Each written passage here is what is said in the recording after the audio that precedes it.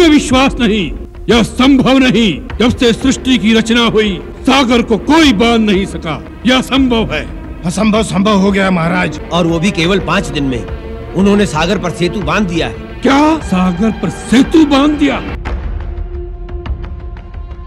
রাম মন্দির নালন্দার পর এবার রাম সেতু। ভারত শ্রীলঙ্কার মধ্যে 23 কিমির সি ব্রিজ তৈরির পরিকল্পনা কেন্দ্রের। বিগত 1 দশক ধরে সারা পৃথিবী জুড়ে ভারতীয় সংস্কৃতির পুনর্জাগরণ ঘটছে। বাইরের দেশগুলিতে এখন গুড আফটারনুন, গুড মর্নিং এর বদলে এখন নমস্কার কিংবা নমস্তে বলতে শুরু করেছেন। দুবাইয়ের মতন দেশে ভারতীয় সংস্কৃতির আদলে বড় মন্দির প্রতিষ্ঠিত হচ্ছে। ইসকনের আদলে সারা পৃথিবী জুড়ে ভারতীয় সংস্কৃতির প্রসার এবং প্রচার হচ্ছে। এমনকি মোগলদের ধ্বংস করে দেওয়া রাম মন্দিরকে পুনরায় প্রতিষ্ঠিত করা হয়েছে।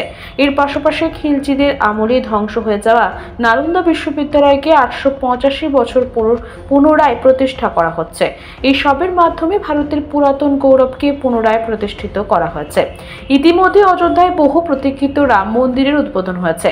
পাশাপাশি সম্পন্ন হচ্ছে রামলালার প্রাণ প্রতিষ্ঠাও। এরপর সেই দিন খুব একটা বেশি দূরে নেই, যেদিন সাধারণ মানুষও ভগবান শ্রীরাম ও তার সেনাবাহিনীর মতো সেতুর উপর দিয়ে হেঁটে শ্রীলঙ্কায় যেতে পারবে। মূলত সরকার ভারত ও শ্রীলঙ্কার মধ্যে 23 কিলোমিটার দীর্ঘ সমুদ্র সেতু নির্মাণের পরিকল্পনা চলছে। পুরাতন রাম সেতুকে আধুনিকতার মোড়কে নতুন রূপ দেওয়া হচ্ছে। এজন্য ভারত সরকার ও শ্রীলঙ্কার সরকারের মধ্যে কথা হচ্ছে। ভারত সরকার শীঘ্রই ভারত ও শ্রীলঙ্কার মধ্যে সংযোগকারী সেতু নির্মাণের কাজ শুরু করবে বলে জানা গেছে। তবে এই নির্মাণের পেছনে কারণ নিয়ে রয়েছে নানা মুনির নানা মত। রাম সেতু নতুনভাবে নির্মাণের ফল শ্রীলঙ্কার সাথে ভারতের বাণিজ্যিক সম্পর্ক আরও দৃঢ় হবে। নতুন রাম সেতু পর্যটন ও অর্থনীতিতে বড় ধরনের সহায়তা প্রদান করবে। এর পাশাপাশি এই সেতু ভারতের তামিলনাড়ু, ধানুষকোডি এবং শ্রীলঙ্কার তালাইমান্নারকে সংযুক্ত করবে। ভারতের সঙ্গে শ্রীলঙ্কার সাংস্কৃতিক যোগাযোগ আরও দৃঢ় হবে বলে মনে করা হচ্ছে। শ্রীলঙ্কার চীনের উপস্থিতিকে কমানোর লক্ষ্যে এই সেতু বড় ভূমিকা পালন করবে বলে মনে করছে শ্রীলঙ্কার মানুষজন। আবার অনেক নিন্দুকের মতে যে এই প্রকল্পটি ভারতের সরকারের অখণ্ড ভারতকে প্রতিষ্ঠা করার পদক্ষেপ। আমরা যদি পূর্ব কাহিনী খতিয়ে দেখি, তবে সেখান থেকে জানা যায় 1955 সালে প্রথমবার ভারতের তরফ থেকে প্রস্তাব করা হয় ভারত এবং শ্রীলঙ্কার মধ্যে একটি কংক্রিটের সেতু যাতে তৈরি করা যায়, যাতে দুদেশের মধ্যে সড়ক ও রেল যোগাযোগ তৈরি হয়ে যায়, বাণিজ্যিক সম্পর্কে সুদৃঢ় হয়। তবে সেই সময় শ্রীলঙ্কার সরকার এই প্রস্তাব মানতে নারাজ ছিল। এর পেছনের কারণ ধরা হয়েছিল নির্মাণ করতে প্রবাল প্রাচীরের ক্ষতি হতে পারত, আর সেই কারণে সেতুটি নির্মাণ করা হয়নি। যদিও পরবর্তীতে 24,000 কোটি টাকা স্যাংশন করা হয়েছিল এই সেতু নির্মাণের জন্য, কিন্তু তা সত্ত্বেও শ্রীলঙ্কার সরকার তা মানতে নারাজ ছিল। এরপর আর সেই প্রস্তাব বাস্তবায়িত হয়নি। আসলে সেই সময় শ্রীলঙ্কার সঙ্গে চীনের সম্পর্ক বেশ মাখো ছিল, কিন্তু ধীরে ধীরে চীনের কাছে ঋণে ডুবতে থাকে শ্রীলঙ্কা, আর একসময় দেউলিয়া হয়ে যায় দেশটি। তখন বিক্ষুব্ধ জনগণ শ্রীলঙ্কার প্রধানমন্ত্রী এবং রাষ্ট্রপতির বাড়িতে আগুন লাগিয়ে দেন। সেই সময় শ্রীলঙ্কার রাষ্ট্রপতি শ্রীলঙ্কা ছেড়ে পালিয়ে যান। ঠিক সেই সময় শ্রীলঙ্কার পাশে দাঁড়িয়েছিল ভারত। নানাভাবে শ্রীলঙ্কাকে সাহায্য করে পুনরায় দেশটাকে মাথা উঁচু করে উঠে দাঁড়াতে সক্ষম করে তোলে। এরপর ভারত এবং শ্রীলঙ্কার মধ্যে বন্ধুত্বপূর্ণ সম্পর্ক গড়ে ওঠে। 2019 সালে নীতিন গাডকারি পুনরায় শ্রীলঙ্কার সরকারকে সেতুটি নির্মাণের জন্য পুনরায় প্রস্তাব দেন।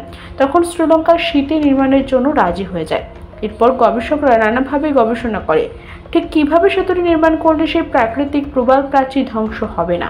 যখন গবেষকদের থেকে গ্রিন সিগন্যাল পাওয়া যায়, তারপরে শ্রীলঙ্কা এবং ভারতের দুই দেশ মিলে এই সেতুটি নির্মাণের জন্য চুক্তি স্বাক্ষর করার দিকে এগোচ্ছে। এই প্রকল্পের কাজ ন্যাশনাল হাইওয়ে অথরিটি ইন্ডিয়া করছে। নতুন রাম সেতু হবে 23 কিলোমিটার দীর্ঘ। সড়কের পাশাপাশি রেল সেতু তৈরি হবে। এর মাধ্যমে ভারত থেকে শ্রীলঙ্কা পণ্য পরিবহনের খরচ 50% পর্যন্ত কমিয়ে আনা সম্ভব হবে। ভারত ও শ্রীলঙ্কার মধ্যে সমুদ্রের নিচে 48 কিলোমিটার দীর্ঘ প্রাকৃতিক চুনাপাথরে এক শৃঙ্খলা দেখা যায়। ভূতাত্ত্বিক প্রমাণ থেকে জানা যায় এর আগে ভারত ও শ্রীলঙ্কার মধ্যে স্থল সংযোগ ছিল। সবকিছু ঠিকঠাক থাকলে এবার রামের সেই সেতু বন্ধনের পর ফের ভারত এবং শ্রীলঙ্কার মধ্যে একটি সমুদ্র সেতু হতে চলেছে।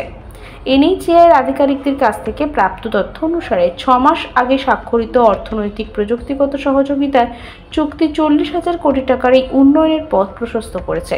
এর মধ্যে রয়েছে এডিবি দ্বারা সমর্থিত রাম সেতুর নতুন রেল লাইন এবং এক্সপ্রেসওয়ে। শীঘ্রই সংক্রান্ত সমীক্ষার কাজ শুরু হবে। উল্লেখ্য, প্রধানমন্ত্রী নরেন্দ্র মোদী সম্প্রতি তামিলনাড়ুর ধনুষকোডির কাছে অরিচল মুনাই পরিদর্শন করেছিলেন এবং এই স্থানটিকে রাম সেতুর সূচনা বিন্দু হিসেবে বিবেচনা করা হয়। এই সেতুটি নির্মাণের ক্ষেত্রে বিশেষ বিষয় হল, এতদিন ভারতীয়রা শ্রীলঙ্কায় যেত বিমান পথে, শ্রীলঙ্কার মানুষজনও ভারতে আসত বিমান পথে, যার ভাড়া অনেকটাই হয়, অনেকের পক্ষে তা বহন করা সম্ভবপর হতো না।